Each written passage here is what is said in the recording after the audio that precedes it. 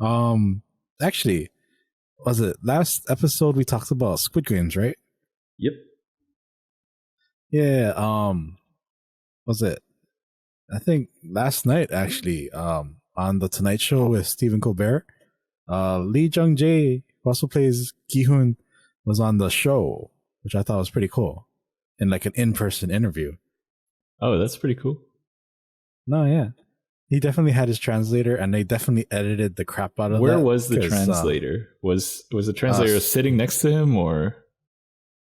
Yeah, she was sitting next to him with her notepad, and I guess they recorded it, and then they just edited with like her speaking his answers like right after, so he didn't have that like lag of like Korean English, English Korean kind of thing. Yeah. Have BTS been on there? Oh yeah, probably. But maybe. Yeah. One guy can speak English in BTS, right? Or like, yeah, RM. So he's the translator basically, or he's just the guy that talks. Yeah. Okay. Yeah, I mean, granted, the others probably can. Like some of the other ones, like maybe like J-Hope or Jungkook, he's not that good at English, but he's good enough. He's good enough. We respect it. Yeah, so I've been to like quite a few filmings of the Tonight Show with Jay Leno back when that was around. Oh yeah, back when it was in LA. Yeah, so yeah, I've been to a few of those. Those are actually filmed at like midday. Yeah. Like I don't know, like noon or like 2 p.m. So like when you're watching it at night, it feels like it's live. It feels like it's like late at night and you're watching some late night show. They have like the lights are down in the background. There's like a night scene.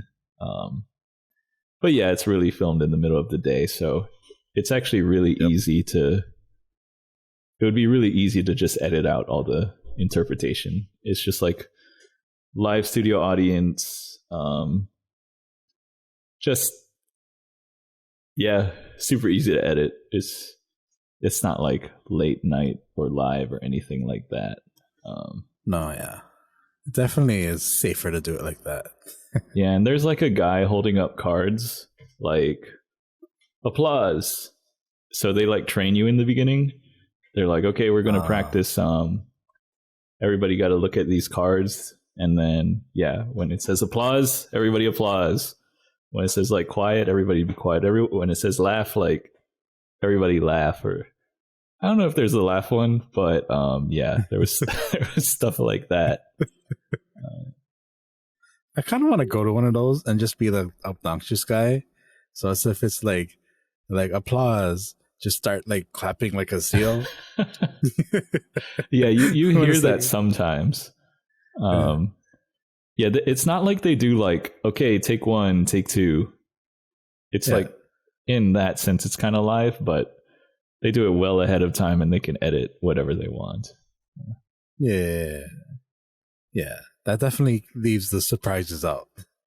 Yeah. But anyways, Lee Jung Jae, he is Korean, so his English is actually pretty good. Definitely about my level of Japanese. I'd say maybe a little better. Definitely miles ahead of my Korean, but he definitely did need a translator for like some of the more like difficult questions, you know. Yeah. But so when they started out, they kind of did the basic like Squid Games is really important, or like it's become such a global hit, or like it was kind of cool how after I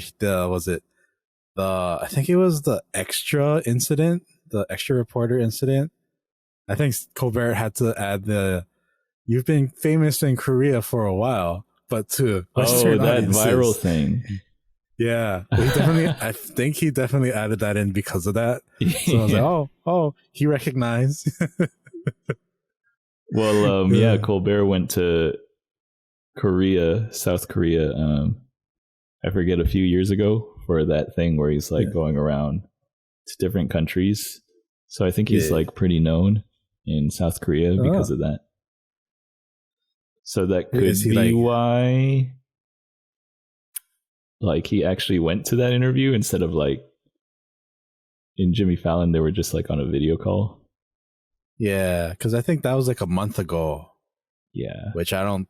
I mean, granted, I think he was doing interviews a month ago. Yeah, I don't know.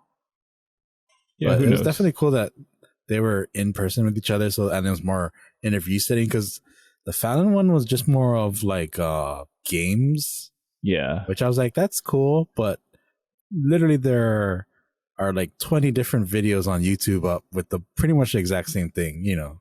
I feel like that's a little played out.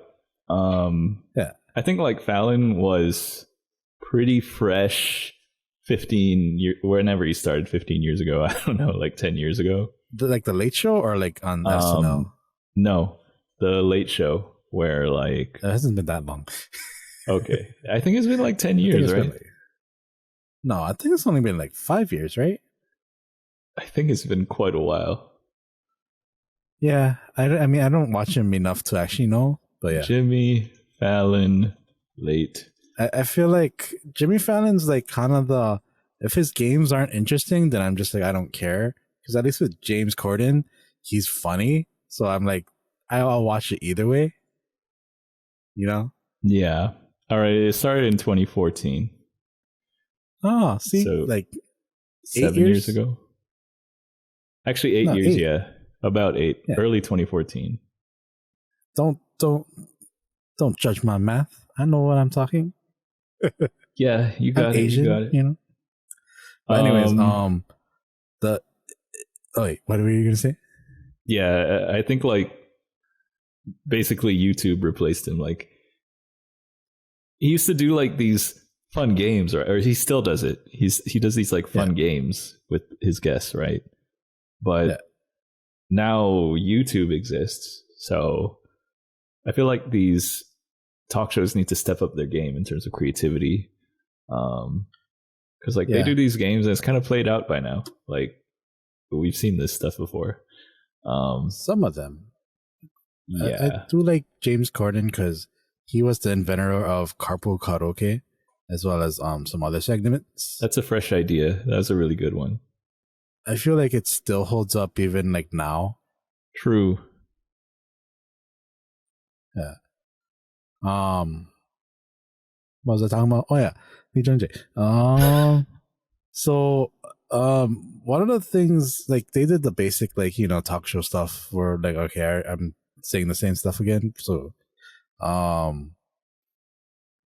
and then they did the whole doggone challenge thing, you know. Oh really? Pretty basic like Squid Game interview stuff. And then after that, I think it was like during the interview, they kind of talked about the violence in Squid Games, which is kind of interesting. And I don't think I've really heard any interviews about that. That's interesting. That's actually one thing that I'm just always like having a hard time wrapping my head around is like, how have all these kids watched Squid Games? Like, it's so violent. It's a hard R. Rating. Hard R, Rating. you know? Yeah. Hard rating R. Rating R. I'm talking about the ratings. Okay. Yes. But so his answer was kind of interesting. So I'm just going to paraphrase, but he doesn't really find the violence upsetting, and it's kind of like a representation of like the people who face like indignities because of their debts or like choices in life. That the violence is kind of the process of them trying to regain that dignity that the world kind of took away from them. And that he finds it interesting that a lot of people relate to Squid Games, and it's probably because a lot of people have experienced like economic or violent, upbringings or situations, which is why some people relate to it more than others. And violence has the message of wanting to retrieve the humanity they lost in the competitive society, and compared to the real violent society that we live in, the games really aren't as cruel, which is kind of like what we talked about in the last episode of like society being like the final boss, you know. That's interesting because isn't that the argument of "Oh il nam," like Yeah. I forget if he says it explicitly or if it's implied, but isn't his point that one, at least Squid Game is fair? Yeah. The rules are clear. Everybody starts on equal terms. Like nobody has an unfair advantage. And everybody has a chance, the equal chance to win. And it's just like overall just a fair system, and everybody there would rather be there rather than be in the real world where they got screwed over, basically. I think that's literally what the villain says. Yeah. So Gi-Hun is the villain confirmed. Yep. He's the only one who survives, so he's going to be the evil guy in the next one. The new front man. Yep. Unless it becomes like Train to Busan Part 2, not the continent, or not Peninsula. But yeah, I think that's so interesting that he said that. And that, I don't know, it makes it seem like they actually thought about it deeper. And I don't know. I guess with that kind of mindset, I don't really like all these parodies of like the Squid Games, of like people dressing up as it and like, recreating the games. Like sometimes it's okay, but I don't know. It's a little bit like unnerving. Like I'm not 100% for it. I guess the thing is, it's kind of like one of those shows where if you're just going in and watching it at a surface level, you can totally enjoy it. Like, oh, wow, like these guys are just like trying to play death games for money. And that's like the show. Yeah. But really, obviously, I think like the writer, director intended a much deeper meaning. Yeah, and then I think like all the actors, from what I've seen, are pretty in on that deeper meaning and like understand what it's about. But yeah, I think it's just like, it's so appealing because even if you're only thinking at that surface level, you can enjoy the game. And that's why like all these kids, or you can enjoy the show.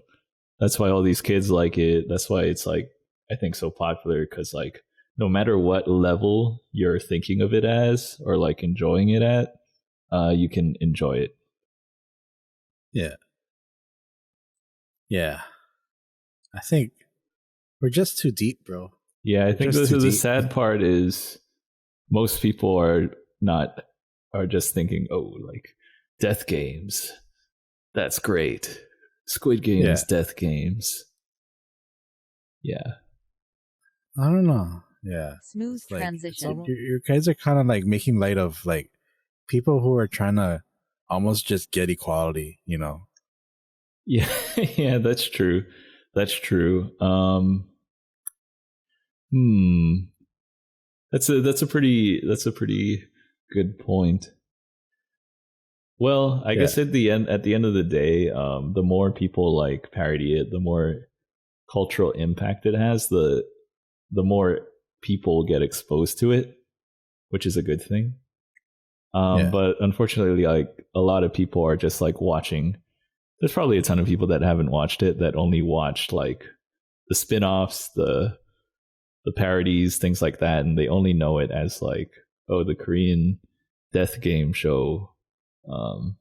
Probably a ton of people that think of it like that, but there's also probably a good amount of people that understand the message. And I guess that's always how it's going to be. Some people understand, some people don't. They'll never understand.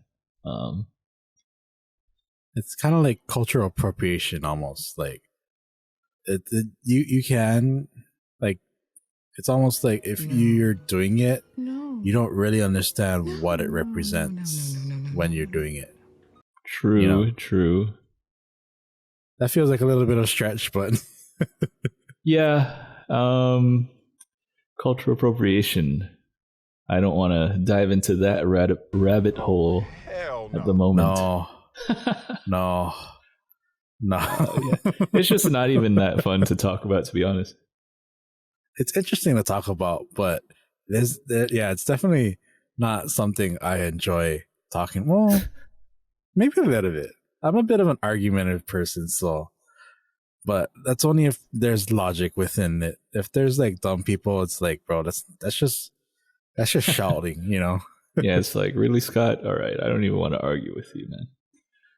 It's like, go back, put your tinfoil hat on, and be gone, you know? Anyways.